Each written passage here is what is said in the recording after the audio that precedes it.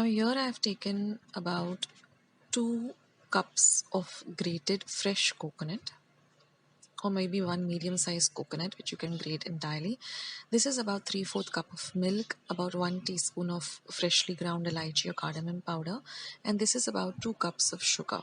Now I've just taken very little ghee and just greased this plate, and we're going to use a heavy bottomed pan like this.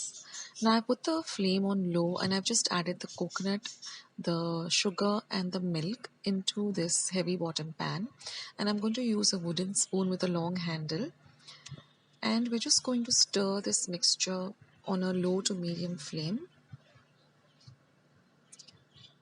till all of the ingredients come together very well. That is, all of the sugar melts well, and you will see that the consistency changes. First it was a solid consistency, now it is becoming a little bit of a liquid consistency as the sugar melts, and then it just starts to thicken up. Now this liquid does splutter about here and there, so just be extremely careful. That's why I use a long handled wooden spoon, because the wooden spoon will not heat up. And keep changing the flame from low to medium as it bubbles. Then you will see that it thickens up like this and it starts leaving the sides of the pan. After some time, you will see that it becomes really, it all comes together like this. That's the time when you add your cardamom powder or elaichi powder, and just stir for another half a minute. Now this entire process of stirring took me exactly 12 minutes. I timed myself on the watch. So it should take you around 12 to 15 minutes for this mixture to get ready. Now put the flame off, and we're just going to transfer this mixture onto this greased plate. Now you can use a normal aluminium tin that we use normally, but I would prefer that we use a steel plate, because then it really sets very well.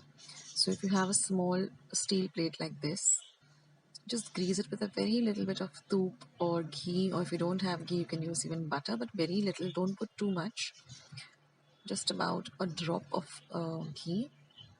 And then just take a vati like this, just put a little bit of ghee or butter on the top of the vati like this, and then just smoothen out the top of this vadi.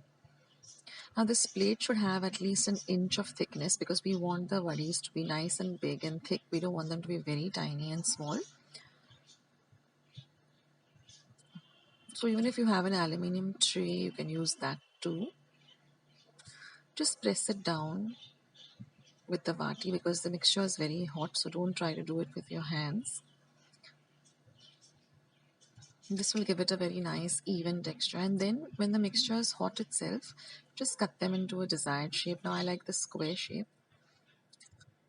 And also if you want to add some color to this, so just before you add the cardamom powder, just add your food color.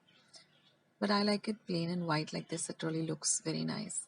And now we're going to let this sit for at least an hour. You can refrigerate it. I just kept it outside for about an hour to set, covered it and kept it outside.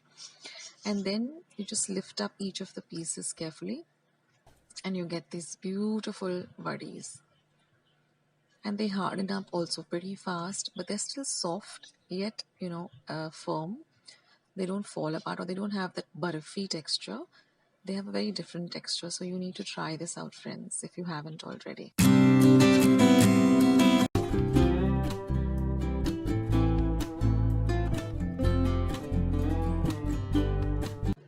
So friends, let's start with today's Besan Barfi recipe. It's super simple and gets ready also pretty quick. Now I've taken about 1 cup of sugar and half a cup of water, and I'm just put it in the vessel. I put on the heat. I'm going to stir the sugar and the water till all of the sugar dissolves. Then I'm going to simmer this for about 10 to 15 minutes till it starts to thicken.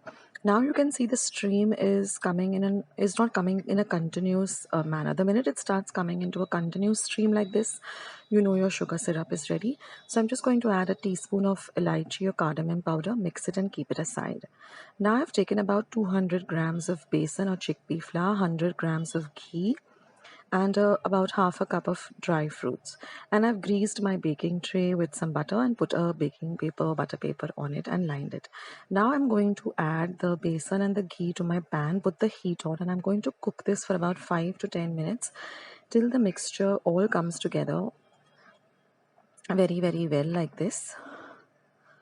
So this should take you about 5 to 8 minutes, till you get the aroma of the besan coming through. Just keep on, stirring the mixture continuously on a low to medium flame.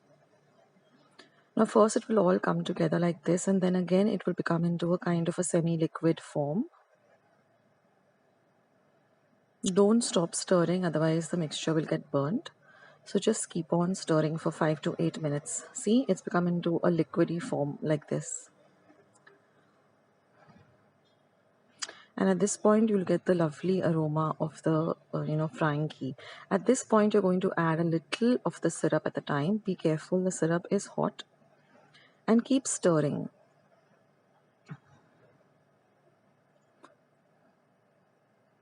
Now you'll see that the color of the mixture also darkens, as well as it starts to thicken almost instantly. But don't stop stirring. Taste the mixture to see if you want to add more of the sugar syrup, or if you're happy with the taste, then leave it that way. Otherwise you can add as per your taste. And now we're going to again stir this liquid for another 5 minutes till it leaves the sides of this pan.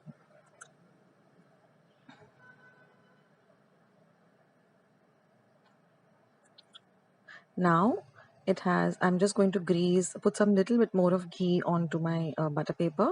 That way the mixture will not stick. And now I'm going to put the mixture into the tray and then flatten it out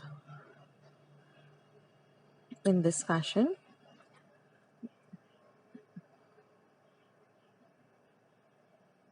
This is a super tasty recipe, and it's very different from Besan Ladoo, the normal Besan Ladoo that we are used to.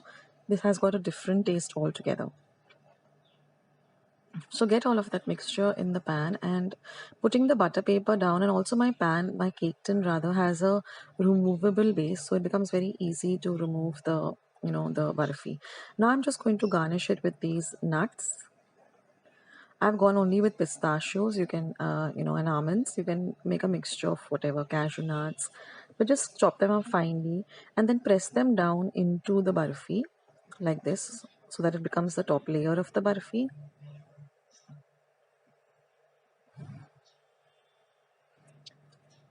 And now we're going to set this aside for 10 minutes.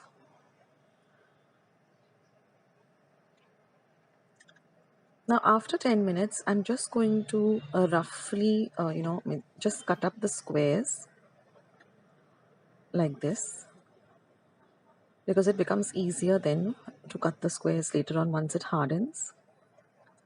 And then I'm going to refrigerate this for at least 2 to 3 hours. And after 2 to 3 hours, you will see that it's become so easy to take out the barfi. So just take a sharp knife and go over the lines that you made. And this thickens, it hardens up, very, very quickly. So if you refrigerate it for 2 hours, it's very easy to handle these barfis. And there it is, friends. Your barfi is all ready, and you must make this because it's really, really delicious, and it's a totally different taste from the Besan Ladoo. So I hope you give this a try, guys.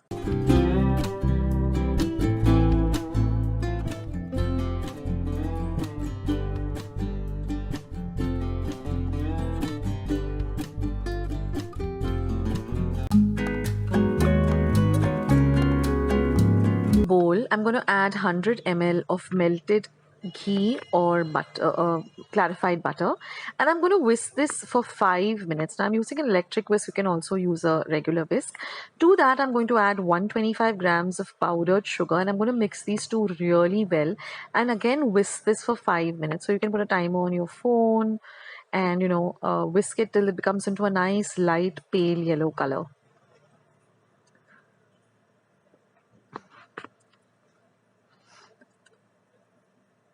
So all I'm doing is just trying to get everything from the sides, to the center. And now I'm going to add 250 grams of plain flour or maida, a little at a time, and just fold it in well. And now I'm just going to, use my hands and I'm going to knead this to a very soft dough. Now the dough might seem soft and you might be tempted to add a little more flour, but don't do that. And now let the dough rest for about 15 minutes. So in the meantime, I'm going to set my oven to 170 degrees, preheat it up, and I'm also going to line my baking tray with some baking paper. And I'm also going to cut these cherries into halves.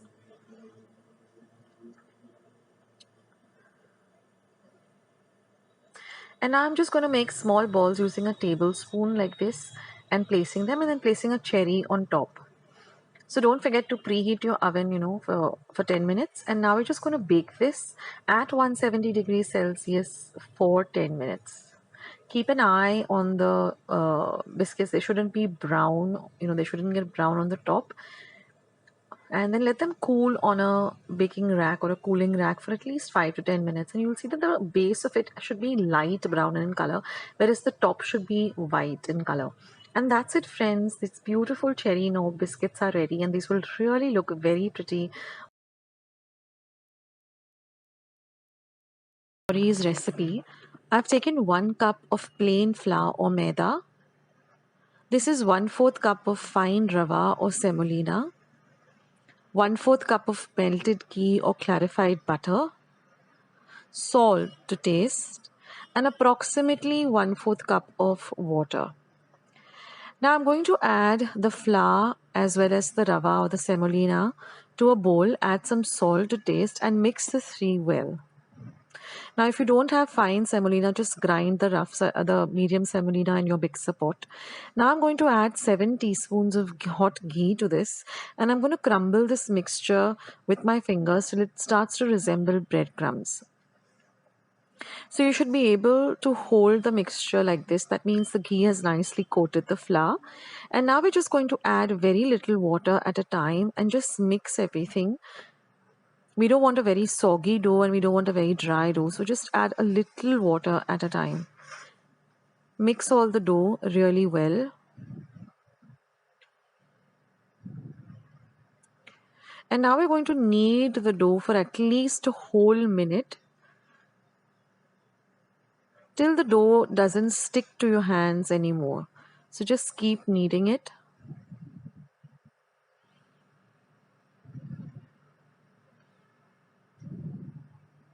This is very important that you knead the dough well, because we want a very flexible dough, and it shouldn't stick to your fingers or your hands as you're kneading it. So I'm going to add a few drops of the ghee again, and I'm just going to again knead it really well. So a whole minute at least you need to knead this dough.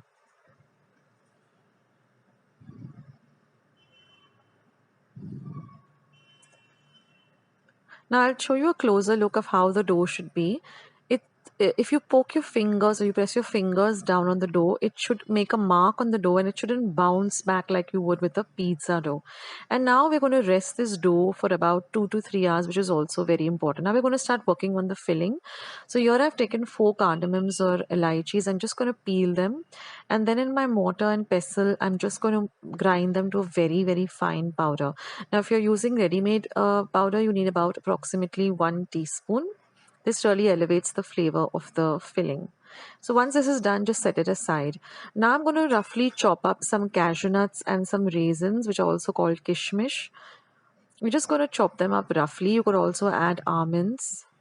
And we're going to set this aside. Now I'm going to use 1 cup of desiccated coconut, 1 cup of powdered sugar, 1 tablespoon of poppy seeds or khuskhus. This is the same elaichi powder that we just finely ground, and the chopped cashew nuts and raisins. So this is going to be our filling. So first I'm going to dry roast the desiccated coconut on a very low flame, continuously stirring it till you get a very light brown color and you get this lovely aroma of the coconut. Now once that is done, you're going to transfer this to a bowl. Now wipe your pan clean, and again you're going to roast the poppy seeds for very little, just about half a minute, and then you're going to transfer that to the bowl in which we have transferred the coconut. So this doesn't have to be fried or roasted very long, just a little bit, and transfer it to the bowl. Again wipe your pan, and now we're going to dry roast the cashew nuts and the raisins. and again transfer that to the bowl. So now we finish with roasting. Now we're just going to add the cardamom powder that we ground, and we're going to give this a good mix. And now I'm going to add the powdered sugar and mix all of this really well. Now I'm going to transfer this mixture back to the pan on a very low flame, and I'm going to roast this till the sugar starts to melt and you get, a little bit of a light brown kind of a filling. So this should take you about half a minute or so. And even the color of the filling will become a little light golden brown, and you'll get this beautiful aroma of the coconut. So set this aside, and now we'll start on the dough. So I'm going to make small balls like this, which have to be really smooth without any cracks in them. And then I'm just going to roll out the ball like this. You're not going to add any flour to our rolling board because our dough is so easy to work with. You should be able to lift this once you have rolled it out like this. Now I'm just going to take a teaspoon of the filling. Don't take too much of the filling, or don't take too less also. About a teaspoon should do. And then just dab some water on, half of the circle. Just put all the filling together in the center. And then just fold one side onto the other like this.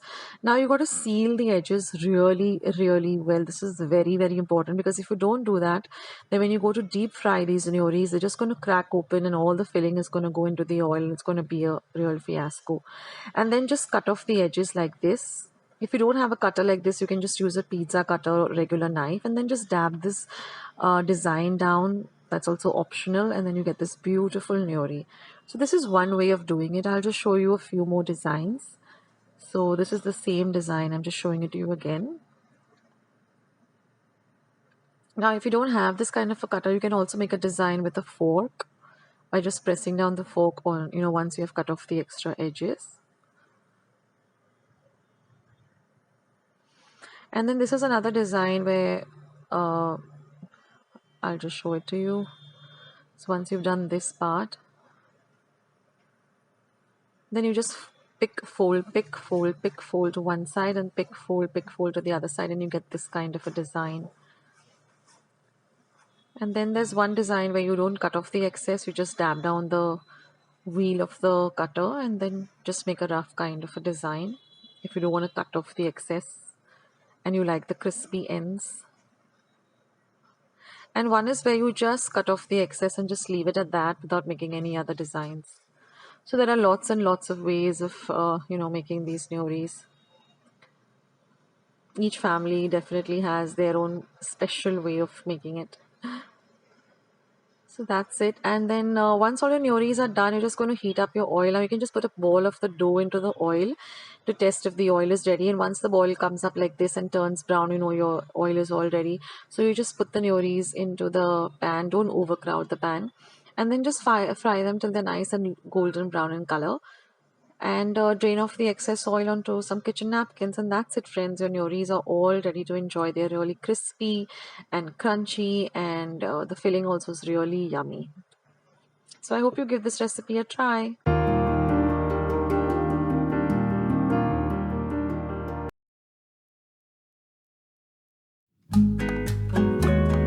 Deep dish with some baking paper or parchment paper, as it is easier to remove the coconut ice once it is set. Now in a large bowl, we are going to take 4 cups of desiccated coconut, which is 250 grams. So I've already measured it. Now to this, we are going to add 125 grams of icing sugar or 2 cups of icing sugar, and we're going to give this a very nice mix so that the desiccated coconut and the icing sugar gets mixed very well together.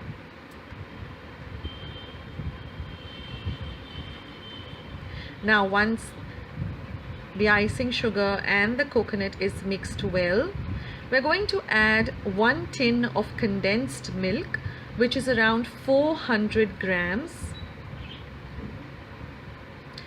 So pour all the condensed milk into this coconut and sugar mixture, and we're going to give this a thorough mix. Now this coconut ice is such an easy recipe because there's no cooking involved, there's no baking involved. It's just mixing these three ingredients together, which is so easy and simple and very quick too. Now using your hands, knead this well till it forms a nice soft dough and everything gets well mixed together.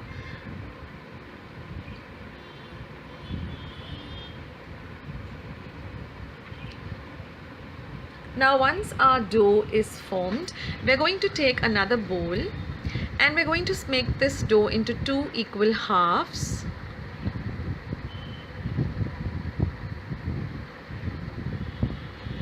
Now to one of the halves, I'm going to be adding a rose pink color. You can add any color of your choice. You can either color one red, the other green, keeping with the Christmas theme. You can keep the entire mixture white. You can do whatever you like. You can keep it blue, you can give it yellow, whatever suits your fancy. Add that color. But I like this pink and white combination, so I'm going to stick with this pink and white. So once you mix in the color very well, now you can use any food color, gel or the liquid. Now we're going to put the white mixture first and we're going to pat it down till it forms an even layer and is spread out evenly all over the dish.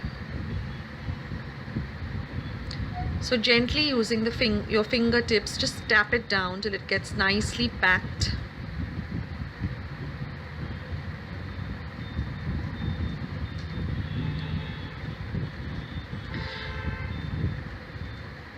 Now we're going to put the pink dough on top of the white dough and do the same thing. Just pat it down. I'm using a little bit of, first I'm patting it down with my spatula. And then by putting a little butter or ghee on my fingertips, it makes it much easier to pat it down lightly and make it and spread it out evenly so that it covers all of the white.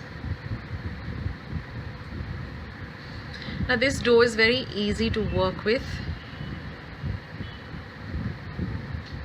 So just gently pat it down all over. And then with your spatula, just to give it an even and nice finish, again pat it down gently all over. Now you can put this into the refrigerator to set for 2-3 hours, but I find cutting it up into squares before refrigerating it helps in cutting the squares once it is nice and set. So I'm cutting up the squares.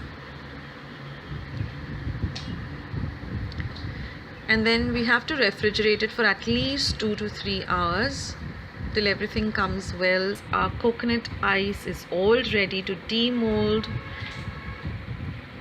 So I'm just taking it out from the deep dish. And now with a very sharp knife, I'm just going over the lines that I cut initially so that I get even pieces. It's very easy to cut once it is nice and set.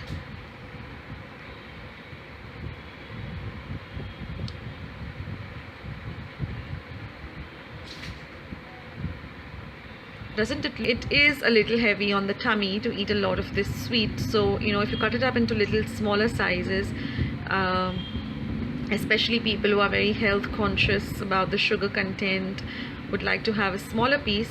So I have gone ahead and cut it out into smaller pieces. If you want to keep the whole squares, it's up to you. You can keep a whole square too. And I just tasted it and it is just delicious. Yummilicious actually.